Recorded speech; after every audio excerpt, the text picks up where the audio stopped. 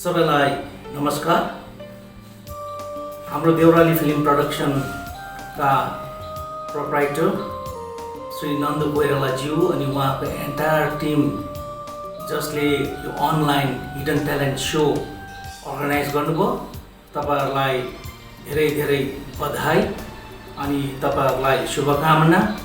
अनि जतिजनाले पनि यो हिडन ट्यालेन्ट सोमा भाग लिइरहनु भएको छ, यो अनलाइन सो र राम्रो प्लेटफर्म देउराली फिल्म प्रोडक्सनले राखिदिएको छ, प्रोभाइड गरिदिएको छ, प्रबन्ध गरिदिएको छ र यसमा तपाईहरुले भाग लिनु जतिजनाले भएको छ तपाईहरुलाई धेरै धेरै शुभकामना, बेस्ट विशेस छ।